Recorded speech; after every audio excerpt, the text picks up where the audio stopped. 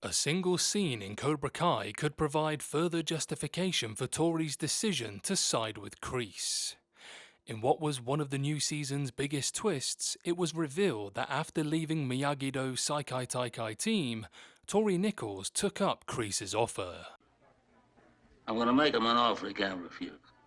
So, despite finally making peace with Sam and the others in Cobra Kai Season 5's ending, she'll be back on Kreese's side for the upcoming Seikai Taikai tournament. As Tory's decision was only revealed at the end of Cobra Kai Season 6 Part 1, her reasons for her actions have yet to be fully articulated on screen.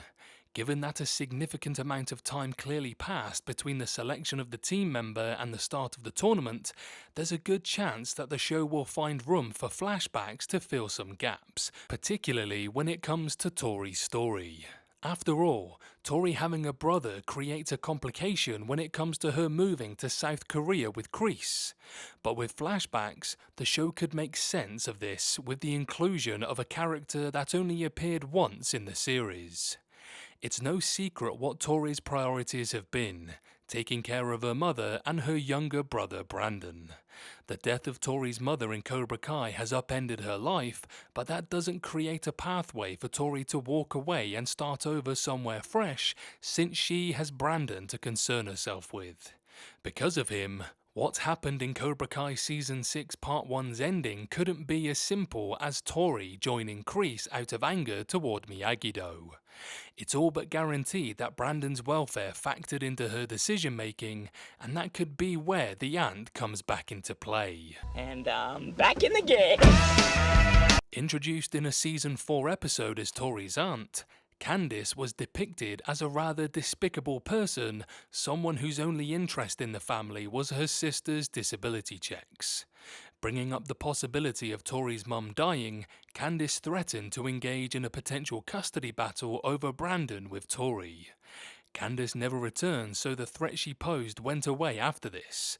But now that the scenario she entertained has come to pass, it's worth wondering if Candice did indeed re-enter Tory's life prior to the tournament. It's very possible that Candice gained temporary custody over Brandon. If Candice has Brandon, even if that's a horrible outcome for Tory, that would free her up to leave the country, which is naturally what it would take for her to join up with Kreese. Presumably, she spent months in South Korea training at Kim Sun-young's dojo with Kreese, Kim Do-yeon, Kwon and the others.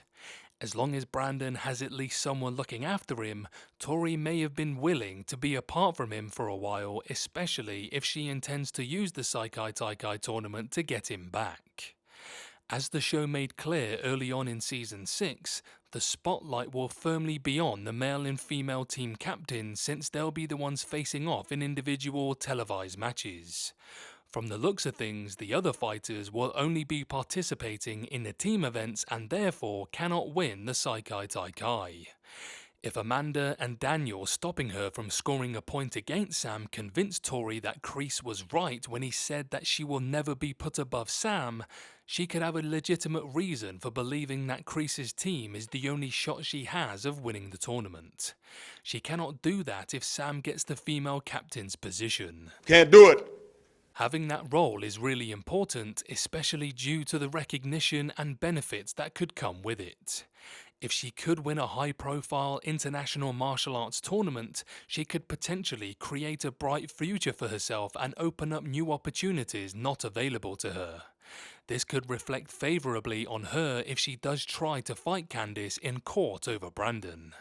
Such a course would also avoid Cobra Kai repeating Tory's villain arcs in the series. Having her join Kreese to get back at Miyagi-Do wouldn't be much different from her revenge-driven past where she was utilised as an antagonist. But if Cobra Kai justifies her choice with her winning, possibly producing a good outcome, the show can see that Tory's character journey doesn't take a step backward. If that happens, Cobra Kai can make the inevitable battle between Tory and Sam less black and white, making each a fighter viewers can root for. Jafar, he's our man if he can't do it. Great!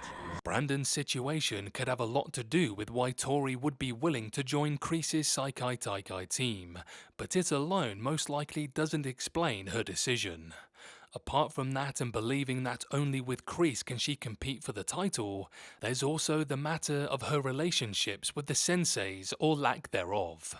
Ahead of Cobra Kai Season 6's release, there were theories that the series would build on a chosen TORY scene from Season 5 to give her a mentor within Miyagi-Do, but the series ultimately didn't take this course, nor did it offer any storylines where she found common ground with Johnny or Daniel. So while TORY has developed bonds with her fellow students, she's never had a strong connection to any of the senseis or a reason to care about or respect Miyagi-Do's teachings. If it comes to choosing between the dojo and Cobra Kai, Kreese could hold the advantage in that area. He at least had a rapport with her and clearly values her as a student. As he said himself, she is his champion but just one of their many students to Daniel, Johnny and Chozen.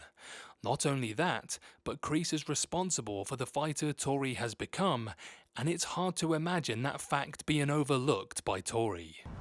Oh